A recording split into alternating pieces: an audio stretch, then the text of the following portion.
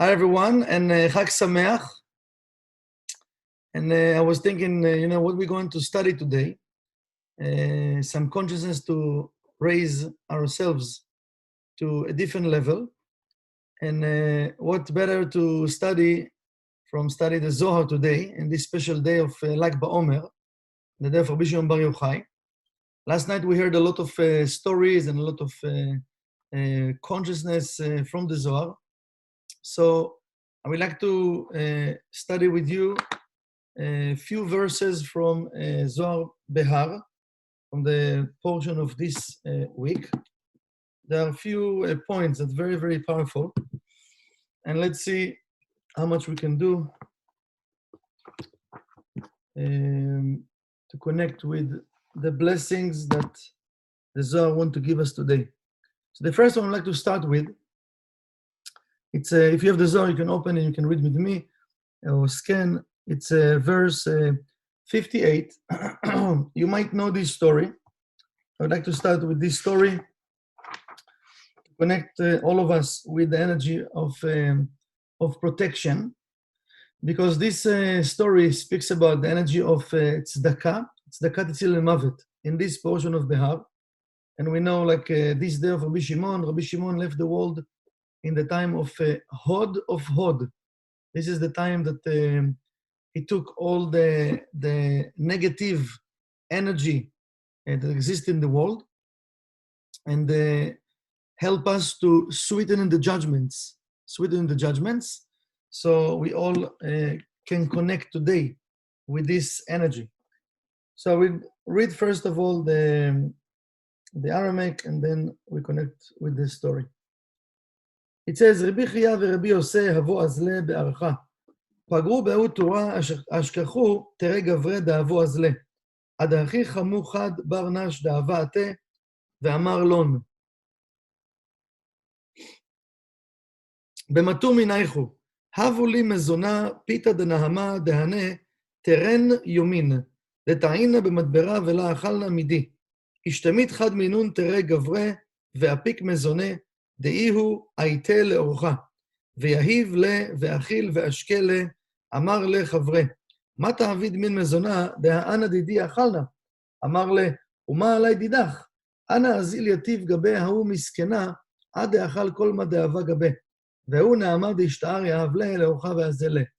The story, it's about Rabbi Chia and Rabbi Yossi, that they walk in the, it says they were walking in the way, and they found two people that were walking.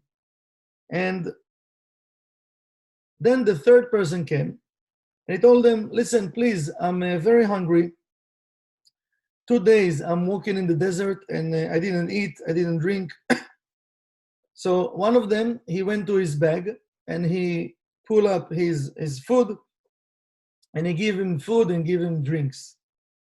So his friend told him, and what you're going to do when you're going to feel hungry and thirsty? Because I'm not going to give you from my food. So he told him, what do you think? I'm living on your food. And when I'm walking, so that poor person was sit there and he was eating and drinking, and even what it been left, like the bread been left, he just give it to him, and he walk away.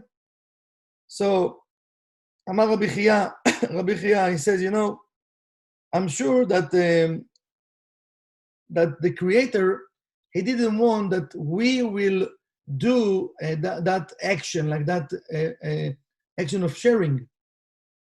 So Rabbi Yossi said, maybe that person that give everything, he have a judgment upon his head. And the Creator, he give him the opportunity to save him. So they start to walk, and this person that he didn't have the food and the drink, he started to get tired. So he says, so his friend told him, I told you that you shouldn't give your bread to somebody else. So Amar Rabbi Chia Rabbi Yossi, Aresh Mazon Etzlenu. So Rabbi Chia told Rabbi Yossi, we have food. Maybe we should give him. So Rabbi Yossi told him, do you want to take his merit from him? Let's walk and let's see. Let's wait. Because I'm sure the angel of death, he is following him, following this guy. And the Creator wants to give him a merit that he can give something to save him. So then, slowly, this guy get tired. So he found a tree and he sit next to the tree. So Rabbi Yossi tell Rabbi Yechia, let's sit and let's see what will happen. Because I'm sure the Creator want to create miracle for him. So they sat down and they waited. Suddenly, they saw a big snake with the flame of fires. He coming toward him. So Rabbi Chia said, "Oi, to this person, that right now he's going to die." So Amar Rabbi Yossi said, "Zakayu oto adam shekadosh baruch hu yaseh lo nes." He have a merit that the Creator should save him, that the Creator should create a miracle for him. So suddenly, another snake came from the tree and want to kill him. So that first snake with the flame of fire jumped on the second snake and killed him. And then the first snake just turned around and walked away. So Rabbi Yossi, he told him, I told you that the Creator want to create a miracle to this guy, and you shouldn't take the merit from him. That it means you shouldn't give him food and drinks. So in all of that fight between the two snakes, the person walk away. But when he wake up. When he wake up, he didn't see the two snakes. So he just stood up and he started to walk. So Rabbi Chia and Rabbi Yossi, they walk toward him and they hold his hand and they told him, sit down, we have food for you and drinks. And they give him to eat and they give him to drink. So Rabbi Shimon saying that Rabbi Yossi patach ve'amar, you should trust the light and you should do good. שכן ארץ ורעה אמונה. אשר חלקו של האדם עושה טוב משלו. He says, what a merit a person have, that he's doing good from what he have, from his.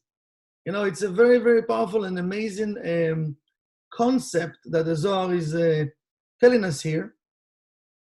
That he says, what a merit a person have when he's doing good from what he have. And why is that? Many times, I will try to put it in words, but it's a matter of consciousness. Many times we can share things that not belong to us. As that person, I told him, if you're going to share, I'm not going to give you from what I have. So what he told him, actually, you think that I'm walking in this world under your umbrella. It means you are the person that create my light. No. It means like each one of us in this world, we're supposed to create our own light, our own energy, our own vessel. Because I will show you soon, it's very beautiful what the Zohar is saying here about the 7 year. But the good that we're supposed to do, it's according my vessel. It's according how much restriction I will do from what I have. Because many times we have a fear. If I will give, I'm not going to have. And imagine this story, we're talking about the desert. Think about yourself for a second. You are in a desert with your friend, and you want to give the food to that poor person, and now you have left with nothing, right? How are you going to feel? You don't know for how long you can walk in the desert without food, without water, right? So we might think before, I don't know if I can share, or maybe I can share a little bit, or I can share nothing, because, listen, I'm going to walk in the desert. I'm not sure when it will be the next time I will come to a place with food and water. So already, desert, it's not like just we talking about the physical desert, right? Desert, it's all of those, it's a place actually, there are two ways we can look at the desert. Desert, it's a place of like, there is nothing over there, right? There is nothing. And the place there is nothing, this is the place we should go, inside of our consciousness, it means like I'm breaking my ego. And this is the place I can be the most closer to the light of the Creator. Also, desert, right?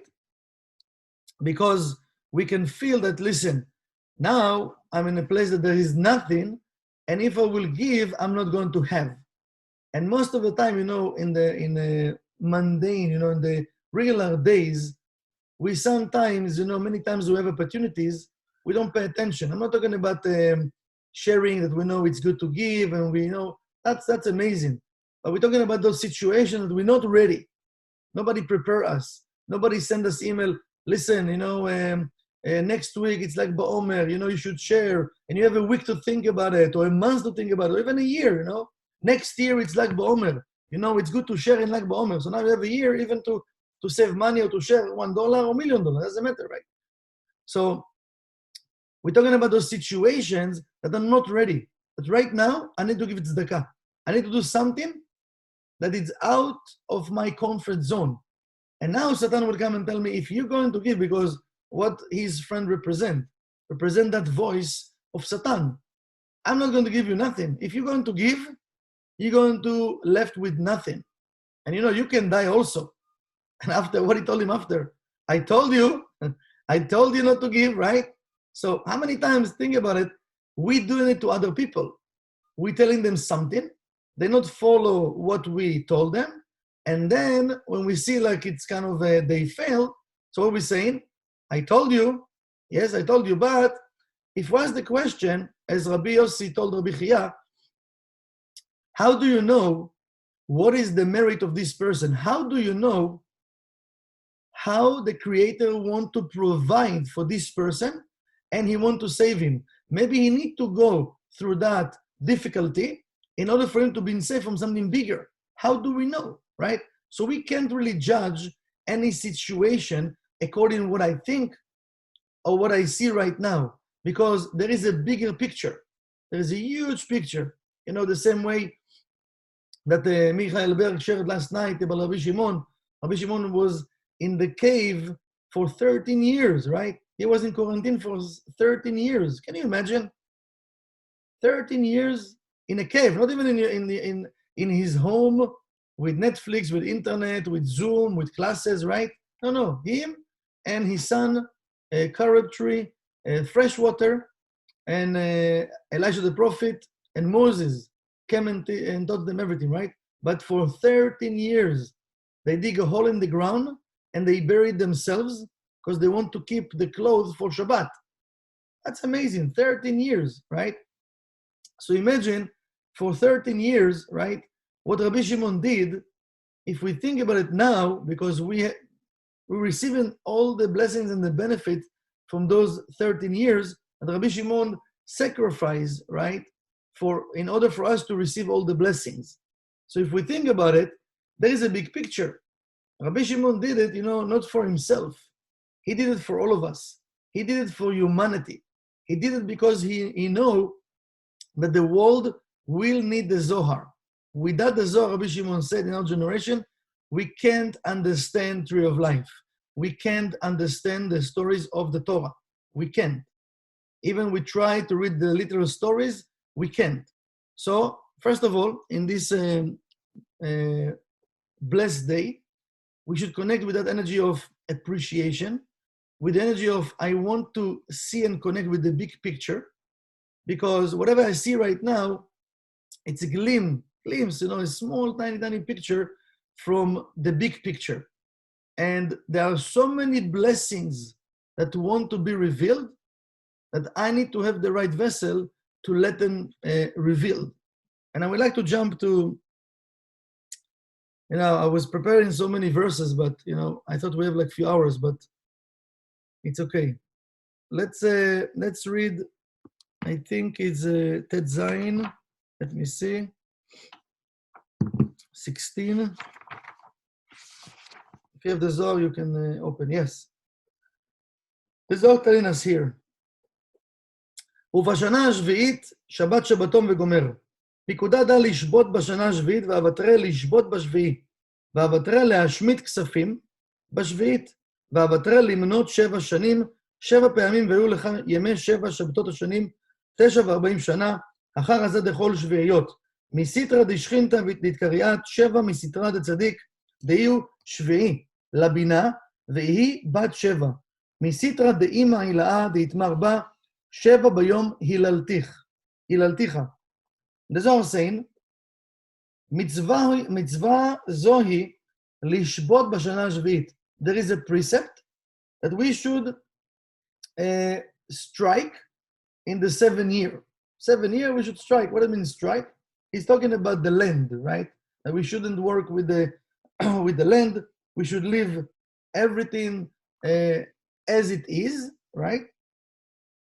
ואחריה להשמיע כספים בשביעית, ואחריה למנות 7 שנים 7 פעמים, והיו לך ימי 7 שבתות השנים, 49 שנה, and he continue and explain. Now, what's the point of what the Zohar telling us here, and I really recommend to read it after. So we know that the land represents not just earth. One of the things that we connecting with, we live on earth, right? It's called the land. But in this world, this is our home. Earth, this is our home. And it says that the land need to rest at the 7th year. And over there, the creator is saying, I give you in the 6th year already for 3 years. For the 6th, for the 7th, and for the 8th. Because if the 7th, you're not working the land, then when you start to work the land, till you're receiving fruits again, it will take another year. So I give you already for 3 years. Imagine, imagine like even farmers, right? They need to leave the land at the 7th year to do nothing. You can't touch the land. Now, what is the point and how it's connecting with us? And the Kabbalah is telling something very, very powerful and very, very unique. We know also our cells, right? They always renew themselves. It says even like every 7 years, all the cells, they are new. They changing, right?